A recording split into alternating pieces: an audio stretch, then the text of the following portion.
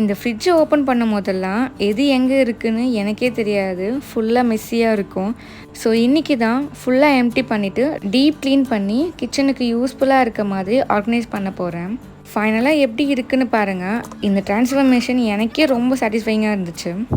So hi hello எல்லாருக்கும் வணக்கம். Welcome backs to Priya stocks. நம்ம கிச்சனில் டெய்லி யூஸ் பண்ணுற ஒரு இடம் இருக்குது. பட் அதை ரிப்பீட்டடாக க்ளீன் பண்ணாமல் விட்டுடுறோம். அதுதான் நம்ம ஃப்ரிட்ஜ். வெளியே இருந்து பார்த்தா ஃப்ரிட்ஜ் ரொம்ப க்ளீனாக இருக்கும்.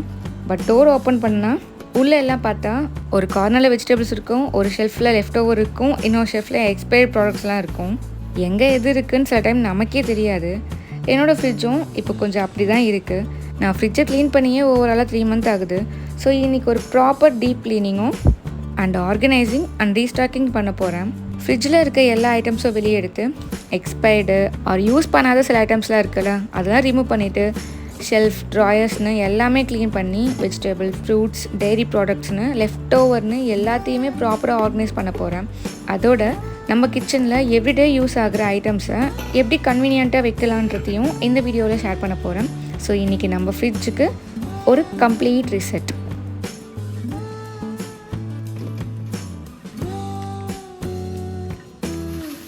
டீப் க்ளீனிங் ஸ்டார்ட் பண்ணுறதுக்கு முன்னாடி எல்லோரும் பண்ணுறது தான். நானும் ஃபர்ஸ்ட் என்ன பண்ணுவேன்னா, ஃப்ரிட்ஜில் இருக்க எல்லா ஐட்டம்ஸும் ஒவ்வொன்றா வெளியே எடுத்து வச்சுருவேன். சில டைமில் நம்ம ஃப்ரிட்ஜில் ஒரு பொருள் இருக்குதுன்றதையே நம்ம மறந்துடுவோம். ஸோ க்ராசரி ஷாப்பிங் போகும்போது அதே பொருளை ரிப்பீட்டடாக வாங்கிடுவோம். இந்த மாதிரி ஃப்ரிட்ஜ் க்ளீனிங் அப்படின்றது ஒரு க்ளீனிங் வேலையாக மட்டும் இருக்காது, நம்ம க்ராசரி ஸ்பெண்டிங்ஸை கண்ட்ரோல் பண்ணுற ஒரு நல்ல ஆப்பர்ச்சுனிட்டி தான். ஸோ ஃபர்ஸ்ட் ஃப்ரிட்ஜில் இருக்க எல்லாத்தையுமே எடுத்துருவேன் நான். இதை எப்படியும் கொண்டு போய் வெளியே வச்சு வாஷ் பண்ண தான் போகிறேன், இந்த ட்ராயரு ஷெல்ஃபில் எல்லாமே. பட் இருந்தாலுமே இங்கே இருக்க எல்லா டஸ்ட்டையும் எடுத்து இங்கேயே போட்டு போயிடுவேன் நான். பக்கத்தே டஸ்ட்பின் இருக்குது, ஸோ அதிலே கொட்டிடுவேன் நான் எல்லாத்தையுமே எடுத்து. அங்கே கொண்டு போனால் தண்ணி கொஞ்சம் அடைக்கிற மாதிரி இருக்குமா, அந்த ஃபீல் வரக்கூடாதுன்றதுக்காக இங்கேயே எல்லா டஸ்ட்டுமே எல்லாத்தையுமே க்ளீனாக எடுத்து வெளியே போட்டு தான் நான் போவேன் நான். இங்கே பாருங்களேன், இந்த இன்ஜெக்ஷன் எதுக்கு வாங்கணுன்னே தெரியல. இது வேறு தனியாக இங்கே இருக்குது. எதுக்குன்னே எனக்கு நானே மறந்துட்டேன், என்னன்னே தெரியல எனக்கு. இங்கே பாருங்கள் எவ்வளோ மெஸ்ஸியாக வச்சுருக்கேன்னு சொல்லிட்டு நான் ஃப்ரிட்ஜை க்ளீன் பண்ணியே ஒரு 3 months ஆகுது. நடுவில் பண்ணணும்னு நினச்சிட்டு கடைசியில் அதை விட்டுட்டேன், மறந்துட்டேன். கடைசியில் இன்றைக்கி தான் பண்ணுறேனே இதை.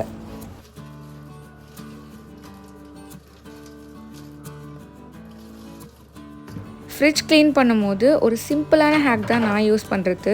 நார்மலி ஷெல்ஃப் க்ளீன் பண்ணும்போது soda plus dish washing liquid இது ரெண்டுத்தையுமே மிக்ஸ் பண்ணி யூஸ் பண்ணுவேன். சோடா மெயின்லி எதுக்காக ஆட் பண்ணுறேன்னா, ஃப்ரிட்ஜு எவ்வளவு நாளாக மெஸ்ஸியாக இருந்துச்சோ அந்தளவுக்கு அதில் லைட்டாக ஒரு பேட் ஸ்மெல் இருந்துகிட்டே தான் இருக்கும். அதெல்லாம் போய் ஹைஜீனிக்காக இருக்கணும் அப்படின்னு நினச்சிங்கன்னா சோடா ஆட் பண்ணியே ஆகணும். இதில் ரொம்ப சோடா இம்பார்ட்டண்ட். இதில் நான் சின்ன வயசில் இருக்கும் போது எங்கள் அப்பா தான் க்ளீன் பண்ணுவார் மோஸ்ட்லி ஃப்ரிட்ஜ். எங்கள் அம்மா பண்ண மாட்டேங்க, எங்கள் அப்பா தான் பண்ணுவார். ஸோ எனக்கு எப்படி எங்கள் அப்பா சொல்லி கொடுத்தாருன்னு பார்த்தீங்கன்னா, ஃப்ரிட்ஜு மொத்தத்தையும் அவர் என்ன போட்டு க்ளீன் பண்ணுவாருன்றது எனக்கு ஞாபகம் இல்லை.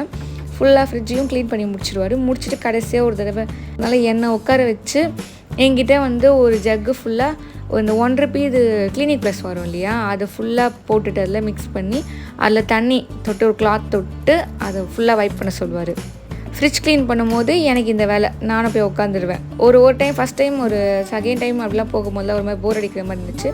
சரி போர் அடிக்குது வீட்டில் என்ன பண்ணுறதுன்னு சொல்லிட்டு நான் போய் உட்காந்து க்ளீன் பண்ணுவேன் ஃப்ரிட்ஜை நான். அப்போ பெரிய ஃப்ரிட்ஜ் கிடையாது, இந்த சிங்கிள் டோர் ஃப்ரிட்ஜ் வரும் பார்த்தீங்களா, அந்த மாதிரி இருந்துச்சு எங்கள் வீட்டில். ஸோ அப்போ ஃப்ரிட்ஜை க்ளீன் பண்ண அந்த பழக்கம் தான் எனக்கு. ஆனால் எங்கள் அப்பா என்ன யூஸ் பண்ணி ஃபஸ்ட்டு க்ளீன் பண்ணிவிடுவார், கடைசியே என்னை சொல்லி வைப் பண்ண வைப்பார்னு எனக்கு சரியாக தெரியல. நான் அது கேட்கவும் இல்லை, அவர்கிட்ட மறந்துட்டேன், கேட்கலான்னு நினச்சேன், அப்புறம் மறந்துட்டேன். அண்ட் அதே மாதிரி இன்டோர் ஃப்ரிட்ஜை க்ளீன் பண்ணும்போது soda plus vinegar plus dishwash liquid mix பண்ணிவிட்டு யூஸ் பண்ணுங்கள். அப்போ தான் நல்லா க்ளீன் ஆகும், ஸ்மெல்ஸும் போயிடும், ஃப்ரிட்ஜ் ஃப்ரெஷ்ஷாக ஃபீல் ஆகும். ஃபர்ஸ்ட்டு நீங்கள் க்ளீன் பண்ண ஸ்டார்ட் பண்ணிட்டீங்கன்னா அந்த ஷெல்ஃப்லாம் ஃபஸ்ட்டு ரிமூவ் பண்ணிவிடுங்க. ஃப்ரிட்ஜ் க்ளீன் பண்ணும்போது ஃபர்ஸ்ட்டு அப்ளைன்ஸுக்கு சேஃபாக இருக்க க்ளீனிங் மெத்தடை ஃபாலோ பண்ணுங்கள். ஷார்ப் ஆப்ஜெக்ட்ஸ் யூஸ் பண்ணி ஸ்டெயின் ஸ்க்ராட்ச் எல்லாம் பண்ணிடாதீங்க. பிகாஸ் எனக்கு இது நார்மலாக பழகிடுச்சு. ஸோ நான் ஒழுங்காக பண்ணுவேன். நீங்கள் க்ளீன் பண்ணும்போது ஸ்பாஞ்ச் யூஸ் பண்ணி பண்ணுறது பெட்டர்னு தான் நான் சொல்லுவேன். நான் எப்போவுமே ஷெல்ஃப்லாம் எடுத்துகிட்டு ட்ராயர்ஸ்னு எல்லாமே வெளியே எடுத்துகிட்டு க்ளீன் பண்ணுவேன். அப்போ தான் ஈஸியாக இருக்கும். ஏன்னா தான் டெய்லியும் வைப் பண்ணாலும் சில இடத்துலலாம் மிஸ் ஆகிடும். ஸோ டீப் க்ளீனிங்க்கு நல்ல டைம் எடுத்து கார்னர்ஸ் எட்ஜஸ்னு எல்லாமே க்ளீன் பண்ணிவிடுங்க ஒழுங்காக.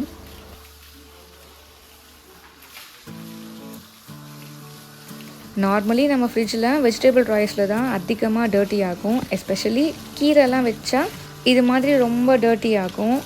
ஸோ ட்ராயரை க்ளீன் பண்ணிவிட்டு கம்ப்ளீட்டாக ட்ரை பண்ணிவிட்டு தான் வெஜிடபிள்ஸை வைக்கணும். இதுவே மாய்ஸ்சர் அதிகமாக இருந்தால் வெஜிடபிள்ஸ் எல்லாமே சீக்கிரமாக ஸ்பாயில் ஆகும். ஸோ க்ளீன் பண்ணுறது மட்டும் இல்லை, க்ளீன் ப்ளஸ் ட்ரை அண்ட் ஆர்கனைஸ்னு 3மே ரொம்ப இம்பார்ட்டண்ட் தான்.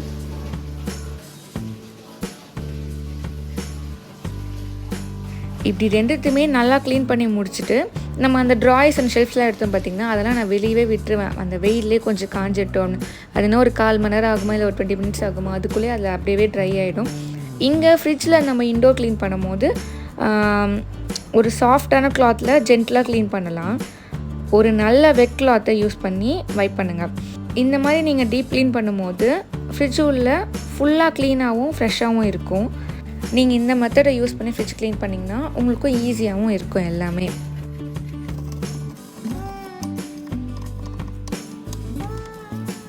நீங்கள் இந்த மாதிரி ப்ரஷ் பண்ணி முடிச்சுட்டு ஃபைனலாக நீங்கள் ஒரு கிளாத் வச்சு வைப் பண்ணும்போது தண்ணியில் வந்து நீங்கள் எதையுமே மிக்ஸ் பண்ண வேண்டாம். வெறும் தண்ணியே போதும், எம்டி தண்ணியே போதும். அந்த வாட்டரில் லைட்டாக டிப் பண்ணி நல்லா தண்ணி ஃபுல்லாக பிழிஞ்சு எடுத்துகிட்டு அப்படியே வைப் பண்ணி விடுங்க. நீங்கள் க்ளீன் பண்ண எல்லா இடத்தையுமே நல்லா க்ளீனாக வைப் பண்ணி எடுத்துடுங்க.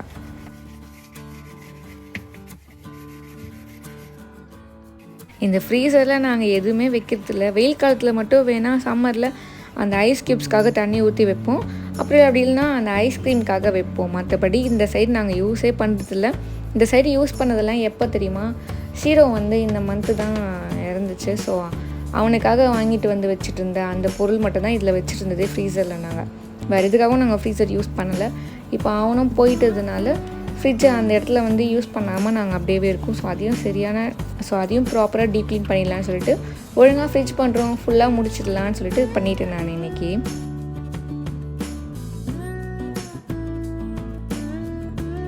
இப்போ நெக்ஸ்ட் என்னென்னா ரீஸ்டாக்கிங்.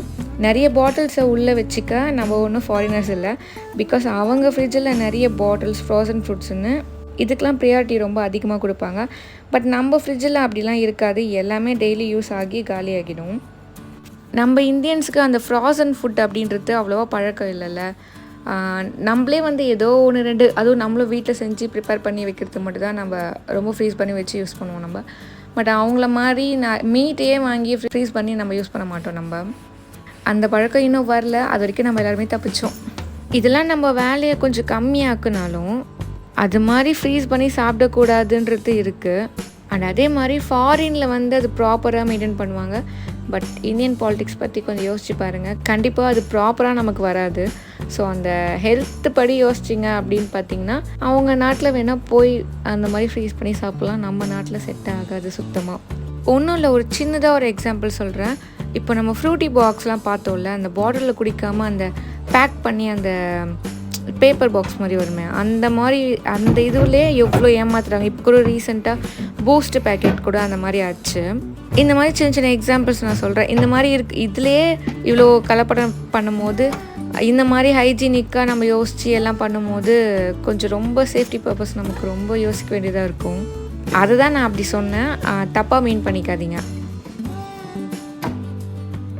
வெஜிடபிள்ஸில் ஃப்ரிட்ஜில் வைக்கும் போது எல்லாமே ஒரே பாக்ஸ்லேயோ இல்லை ஒரு கவர்லேயோ இல்லை ஒரே இடத்துலையோ போட்டு வைக்காமல் கேட்டகரி வைஸ் பிரித்து வச்சு யூஸ் பண்ணிங்கன்னா உங்களுக்கு அது ரொம்ப ஈஸியாக இருக்கும்.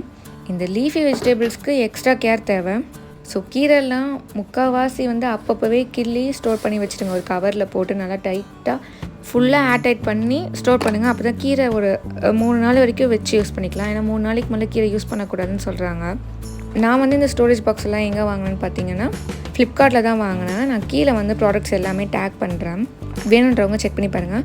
இந்த 4 பாக்ஸ் வந்து நான் எவ்வளோன்னு வாங்கினேன்னு பார்த்தீங்கன்னா 200 above தான், 300 தான் வாங்கினேன். பட் எனக்கு எக்ஸாக்ட் ப்ரைஸ் என்னென்னு ஞாபகம் இல்லை, ரொம்ப நாள் ஆச்சு வாங்கியிருந்தேன். நான் காட்டுற எல்லா ப்ராடக்ட்ஸுமே நான் கீழே வந்து டிஸ்கிரிப்ஷனில் உங்களுக்கு டேக் பண்ணி விடுறேன், வேணுன்றவங்க செக் பண்ணி பாருங்கள். இது போல் ஸ்டோர் பண்ணி யூஸ் பண்ணும்போது தான் ஃப்ரிட்ஜ் ஓப்பன் பண்ணும்போது இன்றைக்கி என்ன சமைக்கலான்னு ஒரு கம்ப்ளீட் ஐடியாவே ஸ்டார்ட் ஆகும் நம்ம மைண்டில். ஃப்ரிட்ஜ் ஆர்கனைஸ்டாக இருந்தால் தானே நம்ம எல்லாருக்கும் மீல் பிளானிங்க்கும் ஈஸியாக இருக்கும். ஸோ மோஸ்ட்லி ஃப்ரீக்வெண்ட்டாக யூஸ் பண்ணுற டைரி ஐட்டம்ஸ் ஃப்ரண்ட்டில், லெஸ் ஃப்ரீக்வெண்ட்டாக யூஸ் பண்ணுற எல்லாத்தையுமே பேக் சைட்லேயும் வச்சா பெட்டராக இருக்கும்.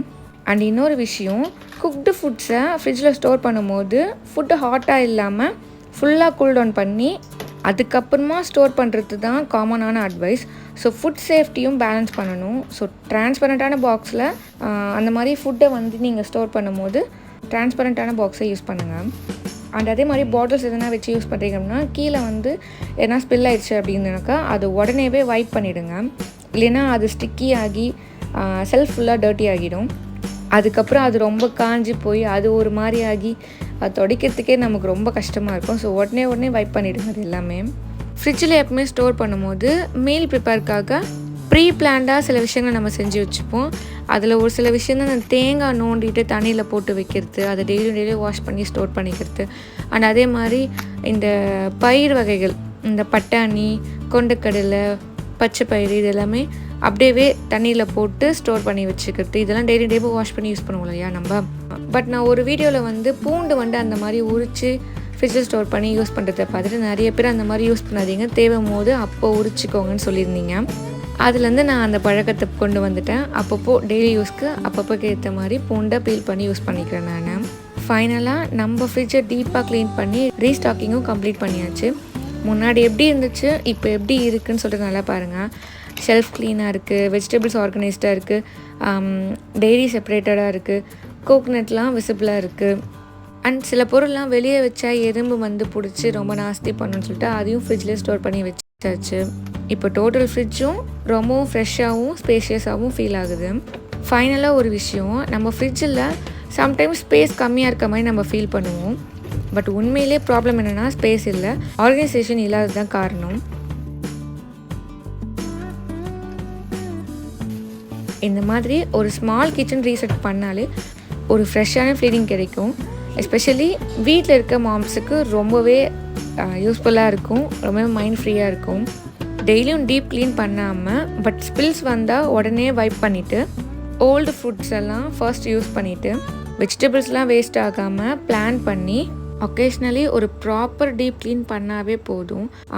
நீங்கள் உங்கள் ஃப்ரிட்ஜை எவ்வளவு நாளுக்கு ஒன் டைம்னு டீப் க்ளீன் பண்ணுவீங்கன்னு கமெண்ட்டில் சொல்லுங்கள். நான் வந்து எப்போவுமே 2 மந்த்துக்கு ஒன் டைம் தான் பண்ணுவேன் எப்போவுமே. அதனால் இவ்வளோ மெஸ்ஸியாக இருந்துச்சு. அண்ட் அவ்வளோதான். உங்களுக்கு இந்த வீடியோ பிடிச்சிருந்தா லைக் பண்ணுங்கள், ஷேர் பண்ணுங்கள். அண்ட் புதுசாக யாருன்னா சேனலை பார்க்குறீங்க அப்படின்னா மறக்காமல் சேனலை சப்ஸ்கிரைப் பண்ணிக்கோங்க. இதே மாதிரி நெக்ஸ்ட் ஒரு யூஸ்ஃபுல்லான லைஃப் ஸ்டைல் வீடியோவில் நம்ம மீட் பண்ணலாம். Until then take care and பாய். உங்களுக்கு இதில் என்ன டவுட்ஸ் இருந்துச்சுன்னா மறக்காமல் கமெண்ட் பண்ணுங்கள், நான் கண்டிப்பாக ரிப்ளை பண்ணுவேன். அண்ட் தேங்க்யூ ஃபார் வாட்சிங். Take care and bye.